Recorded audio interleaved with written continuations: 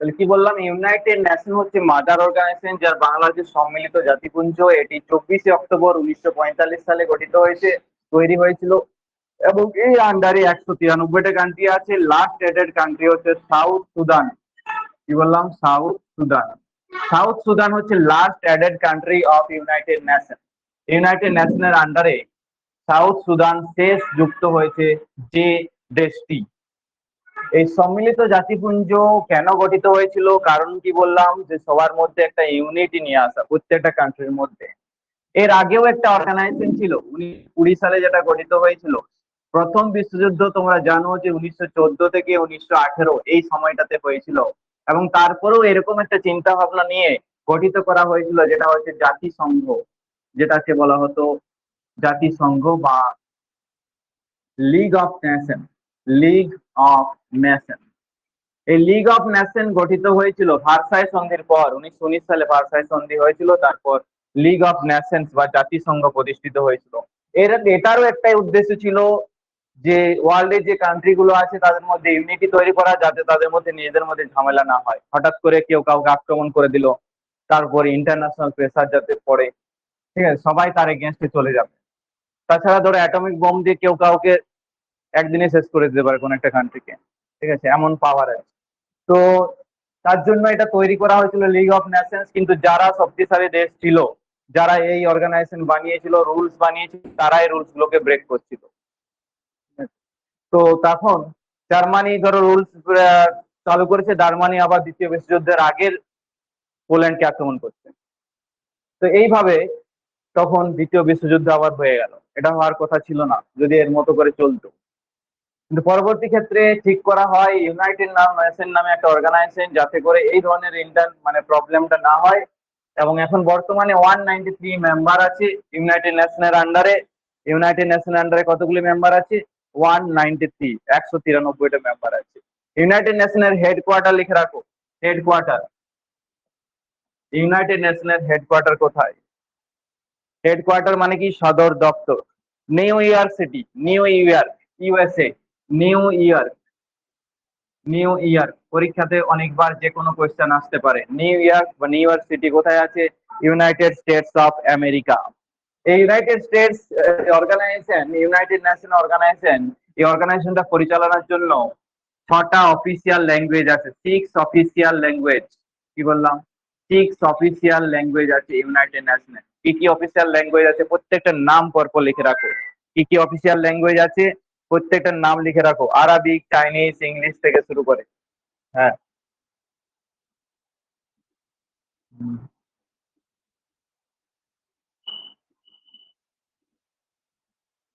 আচ্ছা, তুমি যাবে না এখন ওয়েবসাইটে?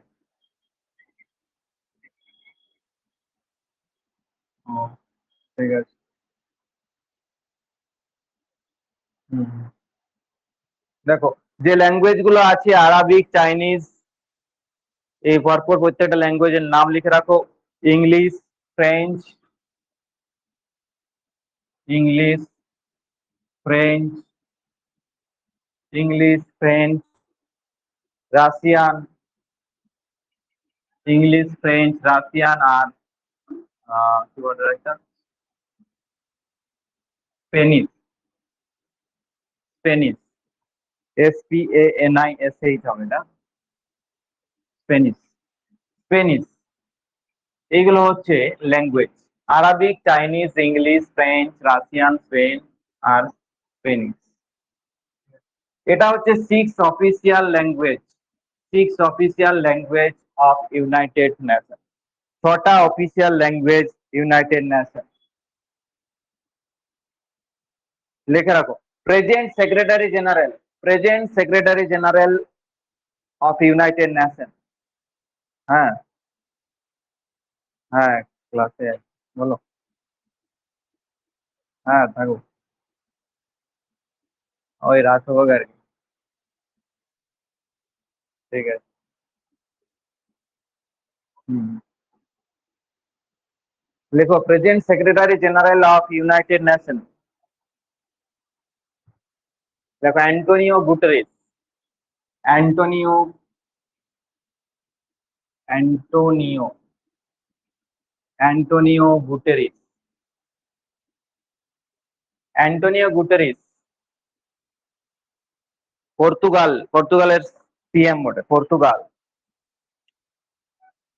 পর্তুগালের যারা মানুষ তাদেরকে কি বলা হয়? পর্তুগিজ। ইন্ডিয়ার যারা মানুষ ইন্ডিয়ান, এগুলো প্রপার অ্যাডজেক্টিভ। চায়নার যাদেরকে চাইনিজ বলা হয়। তাহলে অ্যান্টোনিও গুটেরিস অফ পর্তুগাল, তিনি হচ্ছেন এখন present secretary general of United Nation. United nation charter, লিখে রাখো UN charter first publish. UN charter, এটা চার্টার ভাবে চার্টার অ্যাক্ট। তোমরা জানো যে প্রথম রেগুলেটিং অ্যাক্ট পাস হয়েছিল ভারত শাসনের জন্য। প্রথম রেগুলেটিং অ্যাক্ট চালু হয়েছিল, ফার্স্ট রেগুলেটিং অ্যাক্ট কত সালে চালু হয়েছিল? 1773 সালে।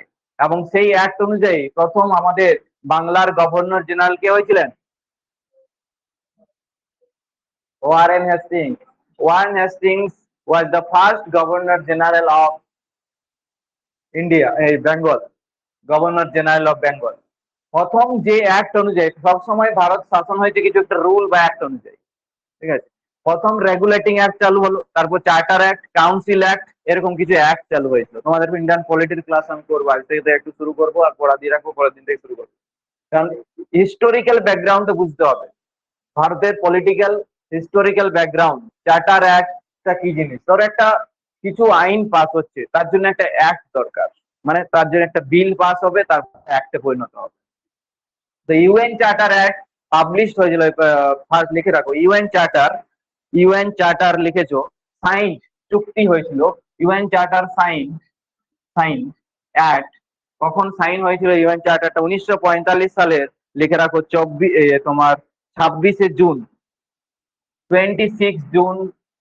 1945, 26 জুন 1945 সাল। আর এটা পাবলিশড হয়েছিল ইউএন চার্টার, মানে এটা কেম ইনটু ফোর্স হয়েছিল, came into existence UN officially, যেটা 24 অক্টোবর 1945। ঠিক আছে? তাহলে জুন মাসে এই ইউএন চার্টারটা সাইন্ড হয়, স্বাক্ষরিত হয়, চুক্তিটা স্বাক্ষর হয় যে এরকম একটা অর্গানাইজেশন শুরু হবে। তো সেটা 26 জুন 1945, কিন্তু এটি কার্যকরী হয় 24 অক্টোবর, বা যেদিন থেকে ইউনাইটেড নেশন অর্গানাইজেশনটা চালু হয় অফিসিয়ালি, এটা হচ্ছে 24 অক্টোবর 1945। মেনলি এটা তৈরি হয়েছিল ইন্টারন্যাশনাল পিস এন্ড সিকিউরিটি, আন্তর্জাতিক একটা শান্তি সুরক্ষা বজায় রাখার জন্য। মেন এটা হচ্ছে একটা ন্যূনতম পারপাস। এছাড়াও বিভিন্ন ওয়ার, কনফ্লিক্ট, দ্বন্দ্ব বিভিন্ন দেশের মধ্যে, সেইগুলোকে একটু দূরে রাখা, এবং মানুষের মধ্যে মানুষ যে অধিকার, হিউম্যান রাইটস, সেটাকে প্রোভাইড করা। এছাড়া তোমার ইন্টারন্যাশনাল সবার মধ্যে একটা সহযোগিতা, কোঅপারেশন, এটাকেও জাগরিত করা, encourage internal cooperation entire the whole country, সমস্ত কান্ট্রির মধ্যে, এন্টায়ার কান্ট্রিগুলোর মধ্যে, সমস্ত কান্ট্রির মধ্যে একটা ইন্টারনাল বা বলতে পারো এটা কোঅপারেশন, সহযোগী বন্ধন এটা তৈরি করা, এটা ছিল মেন একটা কাজ। এবং promote social and economic development, এবং মানুষের মধ্যে একটা সোশ্যাল এবং ইকোনমিক ডেভেলপমেন্ট দরকার। হ্যাঁ, তাহলে প্রমোট একটা সোশ্যাল এবং economic development, international peace and security, একটা কোঅপারেশন সকলের মধ্যে, এই জিনিসগুলো প্রমোট করাই ছিল এই অর্গানাইজেশনের মূল লক্ষ্য। এই অর্গানাইজেশনের কিছু প্রিন্সিপালস আছে, মানে সিক্স প্রিন্সিপাল অর্গান। ইউনাইটেড নেশনের কিছু অর্গান আছে, লিখে রাখো 6 প্রিন্সিপাল, প্রধান 6টি প্রধান অর্গান। বাংলাতে লিখবে 6টি প্রধান অর্গান। অর্গান মানে অঙ্গের পার্ট। 6টা পার্ট আছে এই অর্গানাইজেশনের। কতগুলি পার্ট আছে? 6 পার্ট আছে। প্রথম লিখবে জেনারেল অ্যাসেম্বলি, ফার্স্ট যে অর্গান সেটার নাম হচ্ছে জেনারেল অ্যাসেম্বলি। ফার্স্ট অর্গান হচ্ছে জেনারেল অ্যাসেম্বলি। ইউনাইটেড নেশনের প্রথম অর্গানের নাম হলো জেনারেল অ্যাসেম্বলি। জেনারেল অ্যাসেম্বলি এ কি করে? এটা হচ্ছে একটা বলতে পারো সবকিছু ভালো মন্দ যেখানে আলোচনা হয়। একটা আমাদের লেজিসলেটিভ অ্যাসেম্বলি আছে, আমাদের স্টেটের একটা লেজিসলেটিভ অ্যাসেম্বলি আছে। আই রিপিট, আমাদের স্টেটে কি আছে? লেজিসলেটিভ অ্যাসেম্বলি, মানে কি বিধানসভা। কিছু স্টেটে আছে লেজিসলেটিভ কাউন্সিল, বিধানসভা পরিষদ। আমাদের পার্লামেন্ট আছে কি? সেন্ট্রাল। তাহলে দুটো গভর্নমেন্ট মনে রাখো, একটা হচ্ছে স্টেট গভর্নমেন্ট আর একটা সেন্ট্রাল গভর্নমেন্ট। সেন্ট্রাল গভর্নমেন্টের লোকসভা এবং রাজ্যসভা যে পার্লামেন্ট হাউস দুটো ভাগ, পার্লামেন্ট হাউসের দুটো ভাগ, একটা হচ্ছে লোকসভা, রাজ্যসভা। যেখানে আলোচনা হয় সেই জায়গাটার, সেই বাড়িটার নাম কি? Parliament house. পার্লামেন্ট হাউসের দুটো হাউস আছে, একটা হচ্ছে lower house means Lok Sabha, L for lower house, L for Lok Sabha, এভাবে মনে রাখবে। লোয়ার হাউস বা লোকসভা, আর একটা হচ্ছে রাজ্যসভা বা আপার হাউস। রাজ্যসভাকে উচ্চ কক্ষ হিসাবে ধরা হয়। তো এই জেনারেল অ্যাসেম্বলিটা হচ্ছে আমাদের এই পার্লামেন্ট হাউসের মতো, জাস্ট লাইক পার্লামেন্ট হাউস, যেখানে সমস্ত সপক্ষে বিপক্ষে মন্তব্য, সেখানে কয়েকটা কান্ট্রি আছে, যে 5টা কান্ট্রি আছে যাদের সর্বোচ্চ ক্ষমতা আছে এই ইউনাইটেড নেশনের, সেগুলো বলবো রাশিয়া, চায়না, এইসব ইউএসএ, এই কান্ট্রিগুলোর মধ্যে সর্বোচ্চ ক্ষমতা আছে, যারা ইউনাইটেড নেশনের ভেটো পাওয়ার পায়। মানে আমাদের প্রেসিডেন্টের যেমন ভেটো পাওয়ার আছে, যেমন একটা ধরো তুমি বিল প্রেসিডেন্ট সাইন না করলে সেটা অ্যাক্টে পরিণত হবে না। তো প্রেসিডেন্ট একটা কোনো মানি বিল 14 ডেজ অবধি হোল্ড করতে পারে, তার মধ্যে পাওয়ার আছে, এটা হচ্ছে তার পকেট ভ্যাটো। কিছু ভ্যাটো পাওয়ার আছে মানে কি, তার সেটা হাতে ক্ষমতার মধ্যে পড়ে। ভ্যাটো পাওয়ার মিনস ক্ষমতার মধ্যে পড়ে। ইউনাইটেড নেশনের আন্ডারও এরকম কয়েকটা কান্ট্রি আছে, 5টা কান্ট্রির নামগুলো সব লিখে দিচ্ছি। সেই কান্ট্রিগুলোর কি হয়, তাদের মধ্যে এক ধরনের পাওয়ার আছে, ক্ষমতা আছে, যাদের কথাটা বেশি কার্যকরী হবে। যেমন ধরো চায়না, রাশিয়া বললাম। তো জেনারেল অ্যাসেম্বলি হচ্ছে জাস্ট লাইক পার্লামেন্ট হাউস, এটুকু মনে রাখো। প্রত্যেকটা নামগুলো একটু করে বলে রাখছি। জেনারেল অ্যাসেম্বলি, তারপর নাম্বার 2 তে লিখে রাখো সিকিউরিটি কাউন্সিল, সিকিউরিটি কাউন্সিল,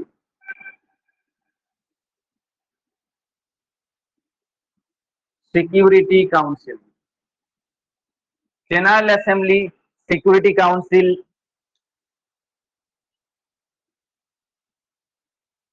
তারপর লেখো international court of justice,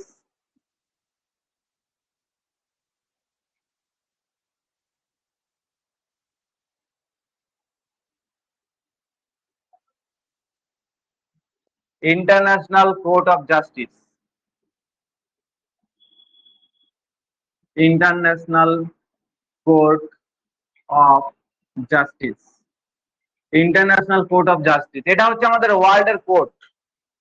security council কি করে, আমাদের সমস্ত কান্ট্রির মধ্যে একটা নিরাপত্তা বজায় রাখে। সিকিউরিটি কাউন্সিল হচ্ছে এটা কাজ। তাহলে জেনারেল অ্যাসেম্বলি হচ্ছে এখানে পার্লামেন্টের মতো, এখানে একটা সভাকক্ষ যেখানে ভালো মন্দ সবকিছু ডেসক্রাইব হয়। সিকিউরিটি কাউন্সিল হচ্ছে যে কাউন্সিলে সিকিউরিটি, নিরাপত্তা সংক্রান্ত নিয়ে কাজ করা হয়। আর ইন্টারন্যাশনাল কোর্ট অফ জাস্টিস যেটা হচ্ছে বিচার বিভাগ। আমাদের যেমন সুপ্রিম কোর্ট, সেরকম ওয়ার্ল্ডের একটা কোর্ট আছে যেটাকে বলা হচ্ছে ইন্টারন্যাশনাল কোর্ট অফ জাস্টিস। ব্র্যাকেটে এর হেডকোয়ার্টার লিখে রাখো। হেডকোয়ার্টার, হেডকোয়ার্টার হচ্ছে হেগ, HEGUE, হেগ। এটা হচ্ছে নেদারল্যান্ড, নেদারল্যান্ড, নেদারল্যান্ড, নেদারল্যান্ডের হেগ, HEGUE। হুম,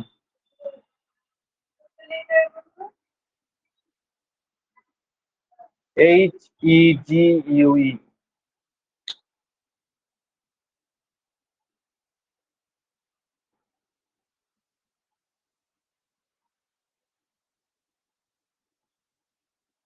নাম্বার দেখো, economic and social organisation, economic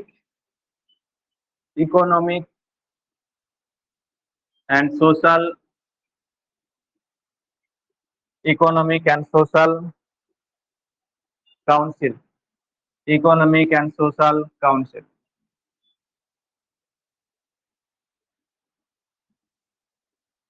economic and social council. Number 5 লেখো, একটা হচ্ছে trusteeship council, trusteeship, trusteeship council, trusteeship council.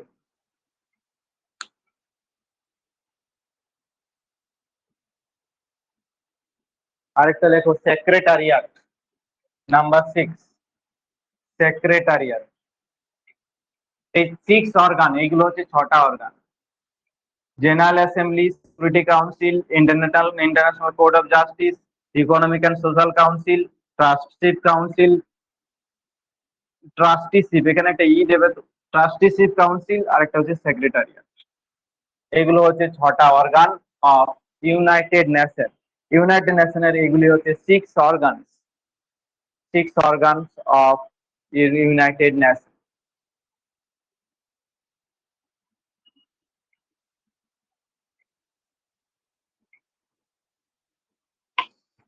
হয়েছে? লেখো পার্মানেন্ট মেম্বার যারা স্থায়ী সদস্য এদেরকে পকেট ভেটো দেওয়া হয়। Permanent member of United nation number 1 লিখে রাখো। পার্মানেন্ট মেম্বার হচ্ছে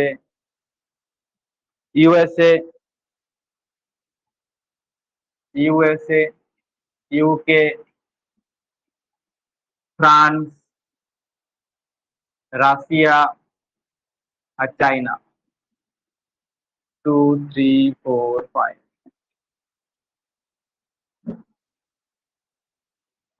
ফ্রান্স, রাশিয়া আর চাইনা, এই 5টা হচ্ছে permanent member of United nation. 5 permanent member of United nation.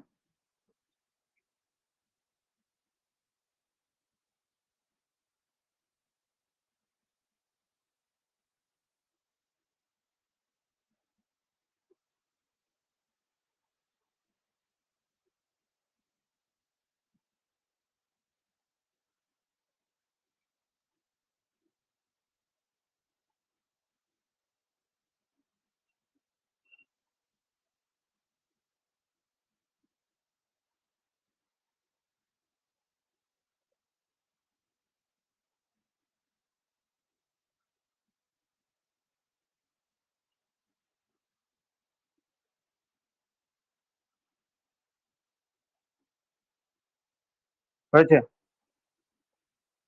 তাহলে এদের মধ্যে কি আছে? 5 পার্মানেন্ট মেম্বার পজেস ভ্যাটো পাওয়ার। তাহলে এদের মধ্যে লিখে রাখবে, এদের মধ্যে কি আছে? ভ্যাটো পাওয়ার আছে। এই কথাটা যুক্ত করবে, ভিইটিও, ভ্যাটো পাওয়ার। এই 5 যে পার্মানেন্ট মেম্বার বলছি এদের মধ্যে কি আছে? ভ্যাটো পাওয়ার, এক ধরনের বিশেষ ক্ষমতা, মনে রাখবে।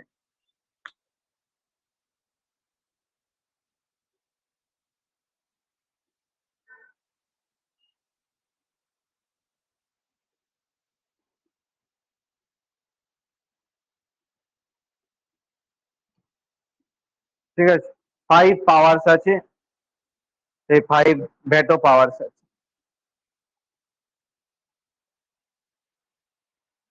ইন্ডিয়া যে ইউনাইটেড নেশন যেদিন থেকে গঠিত হয়েছে সেদিন থেকে ফাউন্ডিং মেম্বার হিসেবে ধরা হয়। ইন্ডিয়া প্রথম দিন থেকে আছে। ঠিক আছে? এটা মনে রাখবে।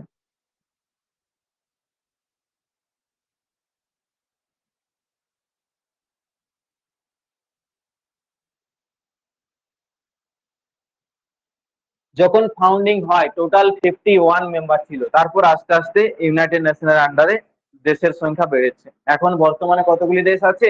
193। 193 কান্ট্রি আছে ইউনাইটেড নেশনের আন্ডারে। তাহলে ইন্ডিয়া হচ্ছে ফাউন্ডিং মেম্বার হিসাবে ধরা হয়।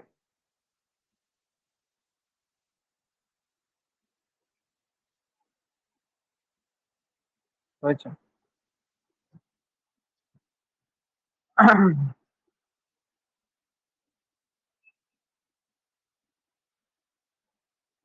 এই জেনারেল অ্যাসেম্বলি প্রত্যেকটার পাশে যদি জায়গা থাকে একটু করে লিখে রাখো। জেনারেল অ্যাসেম্বলির হেডকোয়ার্টার হচ্ছে ওই নিউ ইয়র্ক।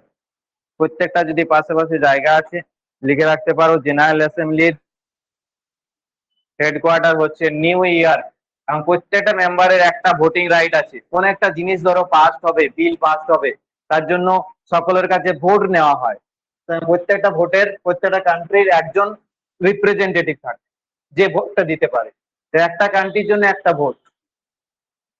প্রত্যেকটা জেনারেল অ্যাসেম্বলির মেম্বারের মধ্যে, মানে প্রত্যেকটা কান্ট্রির জন্য একটি করে ভোট বরাদ্দ থাকে। তাহলে 1 voting right for per each country. General অ্যাসেম্বলির হেডকোয়ার্টার লিখে রাখতে পারো নিউ ইয়র্ক। পার্মানেন্ট মেম্বার 5টা লিখেছে, ওখানে নিচে লিখবে নন পার্মানেন্ট মেম্বার 10টি। নন পার্মানেন্ট, নন পার্মানেন্ট, নন পার্মানেন্ট, NON, পার্মানেন্ট হলো তো, এরপর এখানে লিখবে নন পার্মানেন্ট।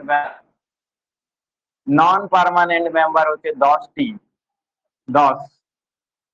নিচে বাংলাতে লিখবে 2 বছর পর পর এগুলো চেঞ্জ হতে পারে। 2 বছর পর পর এই নন পার্মানেন্ট মেম্বার 2 বছর পর পর আবার ইলেকশন হয়।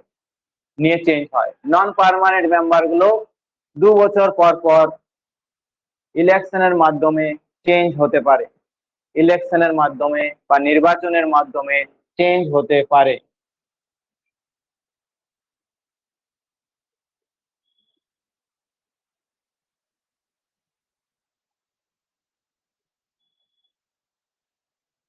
হয়েছে?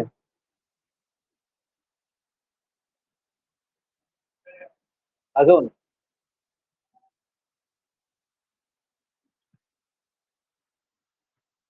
আজকে সকাল সকাল কি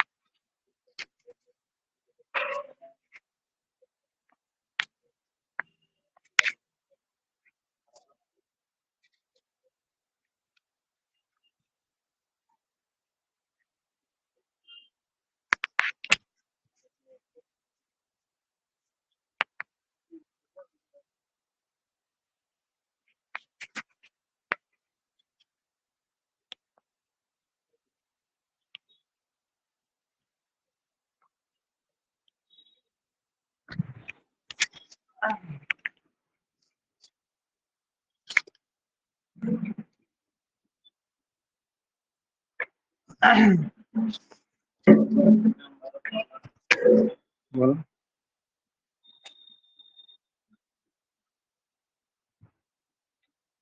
তাহলে দেখো, ইউনাইটেড নেশনের 5টা অর্গান বললাম, এই 6 অর্গানস অফ ইউনাইটেড নেশন, 6টি প্রধান অর্গান আছে। একটা জেনারেল অ্যাসেম্বলি, যেটা পার্লামেন্ট হাউসের মতো, যেখানে পার্লামেন্ট হাউসে কি হয়, দুটো হাউস, আপার হাউস এবং লোয়ার হাউসে, দুটো হাউসের মধ্যে ভালো মন্দ সবকিছু আলোচনা হয়, যেখানে সবকিছু প্রবলেম গুলো নিয়ে কেউ বললো সেটা সলিউশন সেখানে আলোচনা হবে। জেনারেল অ্যাসেম্বলিটা হচ্ছে, এটা বলতে পারো এটা মেন অর্গান, এখানে সবকিছু বাকি কাউন্সিল গুলোকে নিয়ে আলোচনা হয়। সিকিউরিটি কাউন্সিল, সিকিউরিটি নিরাপত্তা নিয়ে, এবং এখানে আমরা 5 পার্মানেন্ট মেম্বার এবং 10টা নন পার্মানেন্ট মেম্বারের কথা বললাম। পার্মানেন্ট মেম্বার মানে 5টা যে কান্ট্রি আছে, USA, UK, France, Russia, China, এরা হচ্ছে permanent member of United nation. এদের মধ্যে কি আছে, এদের মধ্যে এক্সট্রা পাওয়ার কি আছে, ভেটো পাওয়ার আছে। আর 10 যে নন পার্মানেন্ট মেম্বার আছে, ওদের ওই ভেটো পাওয়ার থাকে না। এরা কি অধিকার লাভ করে, ভেটো পাওয়ার লাভ করে, এদের মধ্যে এক্সট্রা একজনের পাওয়ার থাকে। আর 10টা যে নন পার্মানেন্ট মেম্বার আছে, সেগুলো কি বললাম, 2 বছর পর পর, 2 ইয়ার্স টার্ম, 2 বছরের টার্ম থাকে, 2 বছর পর পর এদের একটা ভোটিং ইলেকশন হয়। এবং জেনারেল অ্যাসেম্বলি যতজন মেম্বার থাকে, কতজন মেম্বার, 193, প্রত্যেকটা মেম্বারের একটা করে ভোটিং রাইট আছে। মানে একটা কান্ট্রির যে রিপ্রেজেন্টেটিভ, ধরো ইন্ডিয়ার হয়ে যে রিপ্রেজেন্টেটিভ হবে, প্রতিনিধি যাবে, সে সেখানে ভোট দেবে। তো তার মধ্যে এই 10টা নন পার্মানেন্ট মেম্বার প্রতি 2 বছর অন্তর অন্তর চেঞ্জ হতে পারে। ঠিক আছে, তাহলে এই হচ্ছে ইউনাইটেড নেশন এবং রিলেটেড, এবং এটা হচ্ছে মাদার অর্গানাইজেশন। ইউনাইটেড নেশনের আন্ডারে বাকি যে এজেন্সি গুলো আছে, এজেন্সি বলতে পারো, বাকি ইউনাইটেড নেশনের আন্ডারে কয়েকটা অর্গানাইজেশন আছে, যেগুলোকে নিয়ে আমাদেরকে ভালো করে আরো জানতে হবে। যেমন ধরো তুমি বলতে পারো WHO, WTO, WMO, তারপর ধরো ইউনিসেফ, UNICEF, UNDP, UNEP, ঠিক আছে এগুলো। এছাড়াও ILO, ইন্টারন্যাশনাল লেবার অর্গানাইজেশন। এই যে প্রত্যেকটা অর্গানাইজেশন আছে, এগুলো প্রত্যেকটাই হচ্ছে তোমার ইউনাইটেড নেশনের এজেন্সি ধরা হয়। ওয়ার্ল্ড ব্যাংক, IMF, প্রত্যেকটা ডিটেলস তোমরা একটা একটা করে আমরা কয়েকটা বলে দিচ্ছি, এবং এত ডিটেলসে ওগুলোর মধ্যে নেই, শুধু হেডকোয়ার্টার, কখন এস্টাবলিশমেন্ট হয়েছে এবং তার মেন পারপাস কি, এটুকু জানলেই হবে। প্রত্যেকটা নিয়ে অত আর বেশি কিছু এত কিছু নেই। এর যেমন 6টা অর্গান আছে, পার্মানেন্ট মেম্বার আছে, নন পার্মানেন্ট মেম্বার আছে, এত কিছু কান্ট্রি আছে 193টা, কেন গঠিত হয়েছিল, কখন গঠিত হয়েছিল, অনেক কিছু ব্যাপার আছে, এই চুক্তিটা কখন স্বাক্ষরিত হয়েছিল, এখান থেকে অনেক কোয়েশ্চেন হতে পারে। কিন্তু বাকি যে অর্গানাইজেশন গুলো আছে, এর হেডকোয়ার্টার কোথায়, কখন এস্টাবলিশ হয়েছে, এবং তার সাথে সাথে এর উদ্দেশ্যটা কি একটু জেনে রাখাটা ভালো। ঠিক আছে, বাকিগুলো অত ডিটেলসে লাগবে না। ঠিক আছে, তো ওগুলো আমরা একটা লিস্টের মতো করে তোমাদের আমি দিয়েছিলাম, দেখবে পিডিএফ এ দেওয়া আছে। তোমরা জানো যে ডব্লিউএইচও কখন এস্টাবলিশমেন্ট হয়েছিল? 1948। ডেটটা কবে? 7th April. 7th এপ্রিল এই ডেটটা এই জন্য হেলথ ডে, স্বাস্থ্য দিবস হিসাবে পালিত হয়, 7th এপ্রিল 1948। আচ্ছা, হেডকোয়ার্টার কোথায় আছে? ঠিক আছে, জেনেভা, সুইজারল্যান্ড, জেনেভা। এরকম ভাবে আরো কয়েকটা প্রত্যেকটা অর্গানাইজেশনে তোমাদের দেখবে একটা লিস্ট দিয়েছি, ওই লিস্টটা একবার বের করো, আমি বলে দিচ্ছি, কারণ এইগুলো নিয়ে আর বেশি কিছু ডিটেলস নেই, যেটা বলা সেটা বলে দিলাম।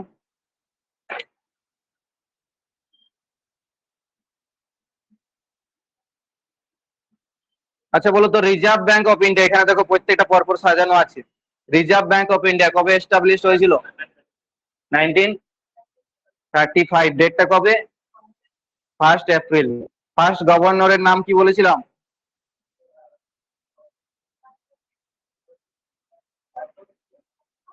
Osborne Smith. আচ্ছা, ফার্স্ট বাঙালি গভর্নর?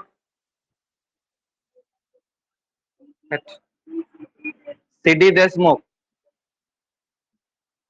ভারতীয় গভর্নর, এটা বাঙালি নয়। প্রথম বাঙালি হলে কি হবে? লেখা আছে, লেখা নেই? ভারতীয় গভর্নর হলে ওটা হবে কি? সিডি দেশমুখ। সিডি দেশমুখ। আচ্ছা, তোমরা বলো, এখানের মধ্যে লেখা ছিল এই যে ন্যাশনাল, দরকার নেই এগুলো, সবগুলো দরকার নেই। বিসিসিআই, বিসিসিআই কবে প্রতিষ্ঠিত হয়েছিল? 1938 সালে। হেডকোয়ার্টার কোথায়? New Delhi. SEBI, securities and exchange board of India. Security, সেবির full form securities and exchange board of India. আচ্ছা, এর হেডকোয়ার্টার কোথায় আছে? মুম্বাই। মুম্বাই আর দিল্লিতে সবগুলোই আছে। এই যে সেন্ট্রাল স্ট্যাটিস্টিক্যাল অর্গানাইজেশন, 10 নম্বরের পয়েন্টে আছে, সিএসও, এর কাজ কি জানো? সিএসও, আগে এটা ছিল এনএসও, এখন সিএসও বলা হয়, সেন্ট্রাল স্ট্যাটিস্টিক্যাল অর্গানাইজেশন। এ কি করে? আমাদের যে ন্যাশনাল ইনকাম, জাতীয় আয় ভারতের, এটা পরিমাপ করে, জিডিপি কাউন্ট করে সিএসও, এই অর্গানাইজেশন, সেন্ট্রাল স্ট্যাটিস্টিক্যাল অর্গানাইজেশন। জাতীয় আয় প্রথম কে পরিমাপ করেছিল?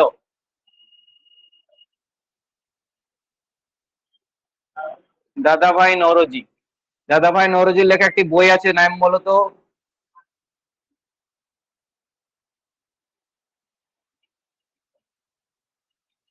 Poverty and un-British rule in India.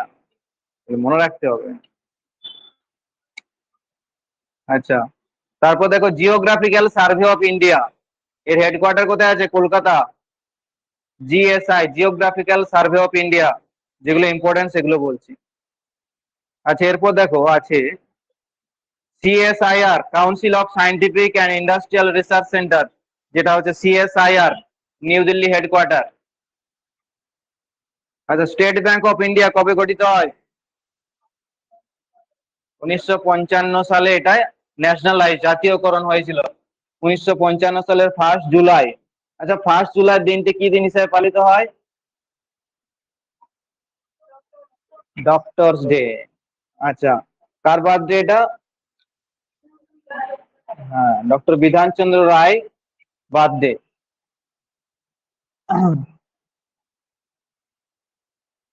আচ্ছা, এখানে বাকিগুলো একটু দেখে নেবে, অতগুলো দরকার নেই। আমি ভেল, সেল, এগুলো বলেছিলাম। BHEL, Bharat heavy electric limited. SAIL, SAIL, security, কি সিকিউরিটি, সেলটাই বলেছিলাম। আর কি বলেছিলাম? হুম, আইসিএ, ওটা প্রত্যেকটা নিউ দিল্লি। আচ্ছা, ইলেকশন কমিশন অফ ইন্ডিয়া শেষে দেখো আছে ইলেকশন কমিশন অফ ইন্ডিয়া। এটা গঠিত হয়েছিল 25শে জানুয়ারি 1950। 25শে জানুয়ারি 1950, ডেটটা বুঝতে পারছো? 24শে জানুয়ারি 1950 কি হয়েছিল?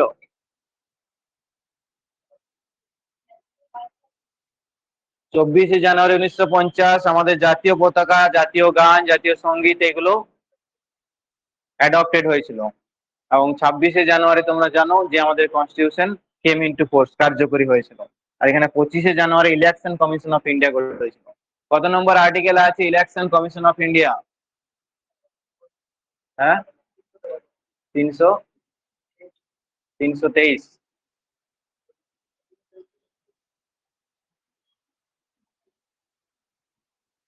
আগের দিন বলছিলাম।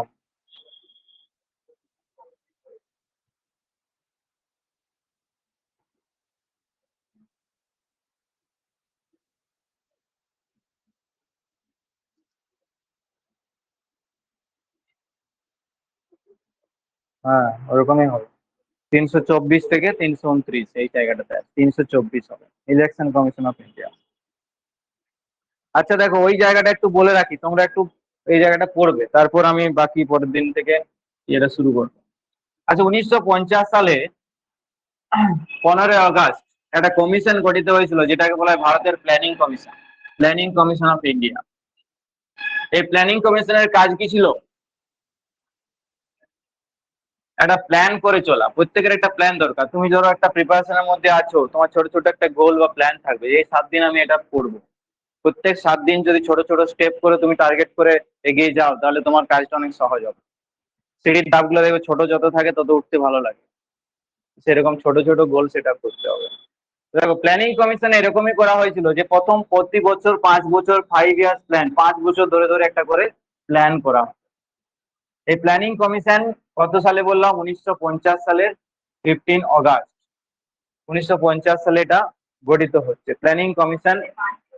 সরি, মার্চ বলতে হবে, মার্চ মার্চে হবে, ঠিক বলছি। 15ই মার্চ। 15 আগস্ট আজকে হয়ে গেছে না, ওই জন্য 15 আগস্টে চলে আসছে। 15ই মার্চ হবে 5 ইয়ার্স প্ল্যান। আচ্ছা, সেই সময় আমরা জানি যে তারপরে ভারতের প্রধানমন্ত্রী কে ছিলেন সেই সময়? তারপরে কে হয়েছিলেন? পন্ডিত জওহরলাল নেহেরু। কত সাল অবধি ছিল? 1950 থেকে কতদিন অবধি? 62 না 66?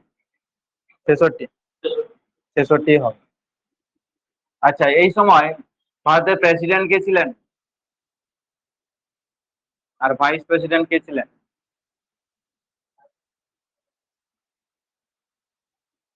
প্রেসিডেন্ট ছিলেন প্রথম ভারতের প্রেসিডেন্ট কে? Doctor Rajendra Prasad. Vice president doctor Sarvepalli Radhakrishnan, প্রথম উপরাষ্ট্রপতি। ভাইস প্রেসিডেন্ট হচ্ছে ডক্টর সর্বপল্লী রাধাকৃষ্ণন।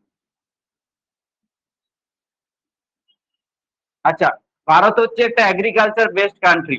এই প্ল্যানটা কি নিয়ে আসা হয়েছিল? এগ্রিকালচার বেসড কান্ট্রি মানে কি, বিভিন্ন যে অ্যাগ্রো বেসড প্রোডাক্ট আছে, অ্যাগ্রো বেসড মানে কি, কৃষি থেকে যে প্রোডাক্ট গুলো, এগ্রিকালচার থেকে যে প্রোডাক্ট গুলো তৈরি হয় সেগুলোকে কাঁচামাল হিসাবে ব্যবহার করে এই ইন্ডাস্ট্রি গুলো চলে। এই জন্য এগুলোকে অ্যাগ্রো বেসড ইন্ডাস্ট্রি বলা হয়।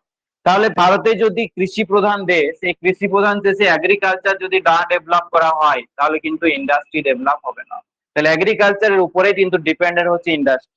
এই কৃষি প্রধান দেশে প্রথমে আমাকে তাহলে ইন্ডাস্ট্রি তৈরি করতে গেলে প্রথমে এগ্রিকালচার একটার সাথে একটা লিঙ্ক আছে। ইকোনমিক ডেভেলপমেন্টের জন্য প্রথমে আমাদেরকে এগ্রিকালচার ডেভেলপ হবে। যে জায়গায় এগ্রিকালচার ডেভেলপ সেই জায়গায় আস্তে আস্তে ইকোনমিক কন্ডিশন ডেভেলপ হবে। তোমরা এনসিয়েন্ট হিস্ট্রি থেকে দেখেছো যে আর্যরা প্রথম এসে কোথায় বসতি স্থাপন করেছিল? নদী তীরবর্তী অঞ্চলে। প্রথমে ভারতের তোমরা দেখবে যে অঞ্চলটা তোমার উত্তর ভারতের সমভূমি অঞ্চল, সেই জায়গাটা সব দিক থেকে, এই পেনটা কোনটা ভালো হতো, কালিটা ভরুন তো।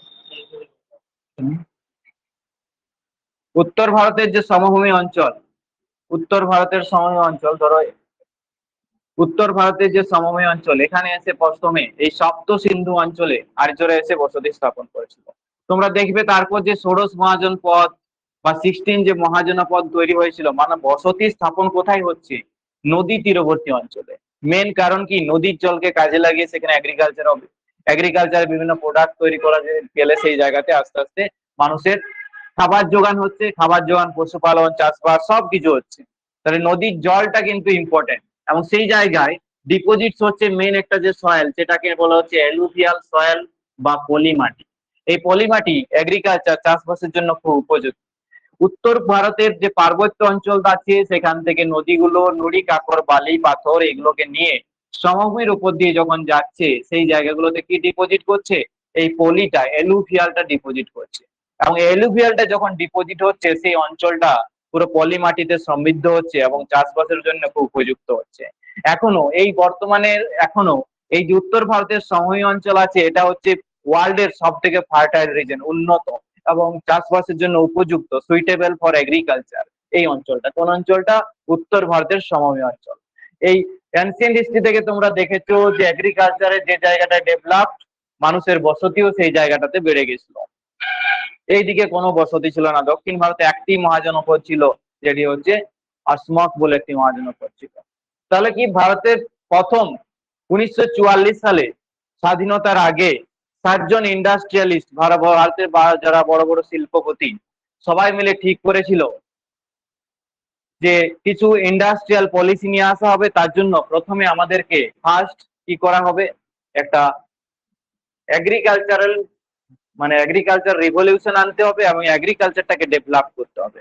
সেই জন্য প্রথম 5 বছর, ফার্স্ট 5 ইয়ার্স প্ল্যানে টার্গেট করা হলো যে এগ্রিকালচারটাকে ডেভেলপ করা হবে এবং ভারতের ইকোনমিক কন্ডিশনটা অটোমেটিক ডেভেলপ হবে। প্রথম যে টার্গেট রেখেছিল এগ্রিকালচার, সেটা যে টার্গেট ছিল তার থেকে বেশি ডেভেলপ হয়েছিল, মানে টার্গেট রেটটা ক্রস করে গেছিল। এবং তারপরের 5 বছর, মানে 5 বছর পরে পরে শুরু হচ্ছে 1951 থেকে শুরু হচ্ছে ফার্স্ট 5 ইয়ার্স প্ল্যান 56, তারপর 56 থেকে 61। এই সময়টায় ইন্ডাস্ট্রি গুলো তৈরি হয় ভারতের, যেগুলো হ্যাভি ইন্ডাস্ট্রি, ভারী যে শিল্প বিভিন্ন জায়গায়, যেমন দুর্গাপুর স্টিল প্ল্যান্ট থেকে শুরু করে রাউরকেল্লা, বোকারো, ঠিক আছে, টাটা, জামশেদপুর টাটা, যে স্টিল প্ল্যান্ট গুলো কোনো দেশের তত্ত্বাবধানে, রাশিয়া, জার্মানি থেকে শুরু করে বিভিন্ন দেশের অনুপ্রেরণায় এই শিল্পগুলো গড়ে উঠেছে। সেগুলো আলাদাভাবে আরো বলবো ইন্ডাস্ট্রি পড়ানোর সময়। তো প্রথম 5 ইয়ার্স প্ল্যানে এগ্রিকালচার করা হলো, সফল হলো। সেকেন্ড 5 ইয়ার্স প্ল্যানে ইন্ডাস্ট্রি নিয়ে আসা হলো, বিভিন্ন হ্যাভি ইন্ডাস্ট্রি, ভারী যে শিল্প, সেগুলো 51 থেকে 56 থেকে 61 এই সময় তৈরি হলো। তারপর একটু ইকোনমিক কন্ডিশনটা, ভারতের সোশ্যাল এন্ড পলিটিক্যাল কন্ডিশনটা তোমাদেরকে একটু বলে রাখি, তাহলে পড়াতে সুবিধা হবে পরের ক্লাসে। 1961 পর্যন্ত চললো এই ইন্ডাস্ট্রি নিয়ে। ইন্ডাস্ট্রি অতটা সফলতা পাওয়া গেল না। ইন্ডাস্ট্রি যে পরিমাণ সফলতা আশা করা হয়েছিল সেই পরিমাণ সফলতা পাওয়া যায়নি। 1962 সালে তারপরে যে 5 ইয়ার্স প্ল্যানে টার্গেট করা হলো দুটোকে ব্যালেন্স করার জন্য, কিন্তু সেটাও করা গেল না। ব্যালেন্স সেরকম ভাবে করা গেল না, কারণ হচ্ছে 1962 এবং 1965 সালে দুটো যুদ্ধ হয়। একটা চায়নার সাথে যুদ্ধ হয়, আর একটা হচ্ছে পাকিস্তানের সাথে যুদ্ধ হয়। এবং যখনই জানো যে একটা যুদ্ধ হয়, সেই দেশের একটা অর্থনৈতিক বিভিন্ন ধরনের টানাপোড়েন পড়ে। তো এই পাকিস্তানের সাথে যুদ্ধ, তারপর চায়নার সাথে যুদ্ধ, এর ফলে ভারতের ইকোনমিক কন্ডিশন অনেকটা ডাউন হয়ে গেছে। এবং যখন এটা মেনটেন করা যাচ্ছে না, 1966 প্ল্যান করার পর একটা প্ল্যান হলিডে নিয়ে আসা হলো। প্ল্যান হলিডেতে কি হলো, যে ছুটি, কিছুদিন একটু রেস্ট দরকার। যেমন তোমার পরীক্ষা হয়ে গেলে, ভাবো পরীক্ষা দেওয়া যেতে যাওয়ার আগের দিন থেকে যে 7 দিন ঘুমাবো, ঠিক আছে, এরকম একটা ছুটি দরকার ছিল। প্ল্যান হলিডে মানে কোনো রকম ভাবে আর মেনটেন করা যাচ্ছে না। তারপর গভর্নমেন্ট আবার 1969 সালে নতুন একটা প্ল্যান নিয়ে আসলো 1969 থেকে। এবং তারপরে তোমরা জানো যে ইন্দিরা গান্ধী গভর্নমেন্ট প্রধানমন্ত্রী হয়েছিলেন। এবং সেই সময়ের ঘটনা যদি দেখো, সেখানে একটা টার্গেট প্ল্যানিং করা হয়েছিল ফিফথ 5 ইয়ার্স প্ল্যানে, যে গরিবি হটাও, গরিবকে সরাতে হবে, গরিবি হটাও যে পরিকল্পনা, সেটা নিয়ে আসা হয়েছিল ফিফথ 5 ইয়ার্স প্ল্যানে। তো 1978 সালে, 1975 সালে একটা, যখন মেনটেন করতে তিনি পারছিলেন না, তখন একটা ইন্টারনাল এমার্জেন্সি ঘোষণা করেছিল 1975 সালে। এবং তারপরেই ভারতের গভর্নমেন্ট, ভারতীয় জনতা পার্টি আসে, গভর্নমেন্ট চেঞ্জ হয়ে যায় 1977 সাল। 1977 সালে জনতা পার্টির প্রথম প্রধানমন্ত্রী হয়েছিলেন মোরারজি দেশাই। মোরারজি দেশাই হচ্ছেন প্রথম প্রধানমন্ত্রী ভারতীয় জনতা পার্টির, যিনি ভারত রত্ন পেয়েছিলেন পরবর্তী কালে। এবং তিনি পাকিস্তানের একটা সম্মান পেয়েছিলেন, যেটা বলা হয় পাকিস্তানের ভারতরত্ন, পাকিস্তানের মানে যেটা সেরা পুরস্কার নিশানি পাকিস্তান। তো মোরারজি দেশাই ছিলেন প্রথম প্রধানমন্ত্রী, অনেক সময় কোয়েশ্চেন আসে এই মোরারজি দেশাই যখন প্রধানমন্ত্রী হলেন এই ভারতীয় জনতা পার্টি, তখন নতুন ওরা আর একটা প্ল্যান নিয়ে এলো 6 5 ইয়ার্স প্ল্যান, যেটা তার আগে একটা প্ল্যান নিয়ে আসা হয়েছিল, যেটাকে বলছে তোমার ওই এক ধরনের মডেল, যেটাকে রোলিং প্ল্যান বলা হয়, 1978 থেকে 80। রোলিং প্ল্যানটা এটা জাপানের থেকে কপি হয়েছিল এই রোলিং প্ল্যান, এবং ভারতীয় জনতা পার্টি গভর্নমেন্ট এটা প্ল্যানটা নিয়ে আসে ব্যালেন্স করার জন্য এই এগ্রিকালচার ইন্ডাস্ট্রি, প্রথম থেকে শেষ অবধি এগ্রিকালচার ইন্ডাস্ট্রিকে ব্যালেন্স করাই ছিল প্রত্যেকটা 5 ইয়ার্স প্ল্যানের একটা টার্গেট। যে ইন্ডিয়াকে ইকোনমিক কন্ডিশন ডেভেলপ করতে মনে রাখতে হবে যে এগ্রিকালচার ডেভেলপ করতে হবে, এগ্রিকালচার না ডেভেলপ হলে কিছুই হবে না। তো তখনও তারপর 1978 থেকে 80 একজন প্রধানমন্ত্রী ছিলেন যার নাম চৌধুরী চরণ সিং। 80-তে আবার গভর্নমেন্ট চেঞ্জ হয়ে যায়, আবার কংগ্রেস গভর্নমেন্ট আসে, আবার ইন্দিরা গান্ধী প্রধানমন্ত্রী হয় এবং নতুন আবার 6 5 ইয়ার্স প্ল্যান নিয়ে আসে। এইভাবে 80 থেকে 84 এই সময়টা ইন্দিরা গান্ধী ছিল, তারপর রাজীব গান্ধী আবার প্রধানমন্ত্রী হয়। তো এইভাবে দুটো প্ল্যান আরো হয়, এবং তারপর তোমরা দেখেছো যে 1989 সালে 1989 90 91 92 এই সময়টাতে তোমার পিভি নরসিংহ রাও ভারতের প্রধানমন্ত্রী ছিলেন, এবং ফাইন্যান্স মিনিস্টার তোমার 1992 এই সময়টাতে তোমার ছিলেন ডক্টর মনমোহন সিং। এবং নতুন যে একটা মডেল নিয়ে আসে যেটার নাম হচ্ছে এলপিজি মডেল, এই ব্যালেন্স করার জন্য ইন্ডাস্ট্রি এবং এগ্রিকালচারের জন্য একটা প্রথম মডেল নিয়ে আসলো, যে মডেলটা খুব সাকসেসফুল হয়েছিল, যেটার নাম হচ্ছে LPG model, liberalisation, privatisation and globalisation. তাহলে এটা কিন্তু মূল মন্ত্র ছিল সেই মডেলের। তো তার আগেও বা এই ইন্ডাস্ট্রি এগ্রিকালচার সেক্টরটাকে ডেভেলপ করার জন্য বিভিন্ন ভাবে সাহায্য করেছিল, যেমন নাবার্ড একটা সংস্থা। তোমরা জানো নাবার্ড প্রতিষ্ঠিত হয়েছিল, আগের দিন বলছিলাম 1982 সাল। আচ্ছা, কোন কমিটির সুপারিশে গঠিত হয়েছিল? শিবরামন কমিটির সুপারিশে 1982 সালে নাবার্ড গঠিত হয়েছে। রুরাল যে ডেভেলপমেন্টের জন্য এটা দায়িত্ব দেওয়া হলো। এই ব্যাংকটাকে রুরাল ডেভেলপমেন্ট, গ্রামীণ এলাকাকে গুলোকে যাতে বিভিন্ন ভাবে সাপোর্ট করে উন্নত করা যায়, যেন নাবার্ডকে দায়িত্ব দেওয়া হলো। এর আগে তোমরা দেখেছো 1955 সালে এসবিআই সব থেকে বড় ব্যাংক, সেটা ভারতের সবচেয়ে বড় কিভাবে তৈরি হলো? 3টে ব্যাংক ছিল আগে, ব্যাংক অফ মানে অ্যাকচুয়ালি হিন্দুস্তান ফার্স্ট ব্যাংক, তারপর তোমার ব্যাংক অফ বোম্বে, কলকাতার মাদ্রাস। এই 3টা ব্যাংক একসাথে মার্চ হয়ে 1921 সালে নাম হয়েছিল ইম্পেরিয়াল ব্যাংক। এই 1921 সালের ইম্পেরিয়াল ব্যাংক 1955 সালে তৈরি হলো স্টেট ব্যাংক অফ ইন্ডিয়া, এবং তারপর 1969 সালে আরো 14টা ব্যাংক ন্যাশনালাইজ হয়েছিল, জাতীয়করণ, এবং 1980 সালে আরো 6টা ব্যাংক ন্যাশনালাইজ হয়েছিল। ঠিক আছে, এইভাবে ব্যাংক ন্যাশনালাইজ হয়েছে, নাবার্ড তৈরি হয়েছে, আরো এরকম কিছু অর্গানাইজেশন তৈরি হয়েছে, তোমরা দেখেছো। তারপর 1992 আমি ঘটনা বললাম এলপিজি মডেল, এবং তারপরের আরেকটা মডেল নিয়ে এসেছিল ডক্টর এপিজে আব্দুল কালাম, এবং তার সাথে ভারতের প্রধানমন্ত্রী ছিলেন অটল বিহারী বাজপেয়ী, যেটাকে মডেলটাকে বলা হয় PURA model. PURA model urban amenities, actually rural যে এরিয়া, রুরাল এরিয়াটাকে রুরালটাকে ডেভেলপ করতে হবে, 2004 সালে নিয়ে এসেছিল। এই মডেলটার মূল লক্ষ্য ছিল যে গ্রামের মানুষগুলোকে শহরে না এনে গ্রামটাকে উন্নত করা।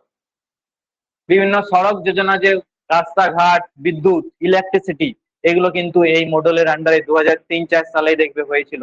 ইলেকট্রিসিটি সমস্ত গ্রামে গ্রামে পৌঁছানো, যে গ্রামের মানুষ শহরে কেন উঠে আসবে, গ্রামটাকে উন্নত করো, এই মডেলের একটা লক্ষ্য ছিল। ডক্টর এপিজে আব্দুল কালামের আন্ডারে পিইউআরএ মডেলটা ডেভেলপ হয়েছিল।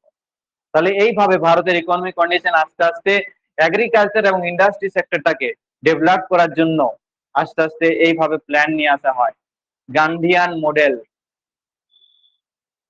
ঠিক আছে, এরকম কিছু মডেল আছে যে মডেল অনুযায়ী কাজকর্ম হয়েছে। যেমন ভাবে 12টা 5 ইয়ার্স প্ল্যান 5 বছর ধরে ধরে পরিকল্পনা হয়েছিল, এবং এই 5 ইয়ার্স প্ল্যানিং কমিশনটাই চেঞ্জ হয়ে তোমরা জানো যেটা তৈরি হয়েছে কি এখন নীতি আয়োগ। নীতি আয়োগ কখন তৈরি হয়েছে?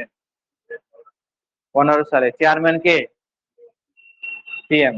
তখনও যে প্ল্যানিং কমিশনের চেয়ারম্যান ছিলেন তিনিও হচ্ছেন প্রধানমন্ত্রী থাকতেন, প্ল্যানিং কমিশনের চেয়ারম্যান। ঠিক আছে, তো এরকম ভাবে এটা নিয়ে ডিটেলসে আরো পরে বলবো। তোমার একটা ক্লাস আছে, একটু দেখে আসবে, আমি রেকর্ডিংটা দেবো। এই 5 ইয়ার্স প্ল্যানের ওপর একটা ক্লাস আছে, এগুলো জানাটা খুব দরকার। আর যে অর্গানাইজেশন গুলো বললাম আরেকটা লিস্ট ভালো করে দেবো ইউনাইটেড নেশনের সাথে, ওই বাকিগুলো একটু পড়বে। ঠিক আছে, ঠিক আছে। আচ্ছা, ইংলিশ থেকে যেগুলো দেওয়া ছিল ওই অ্যাডজেক্টিভস গুলো করেছো?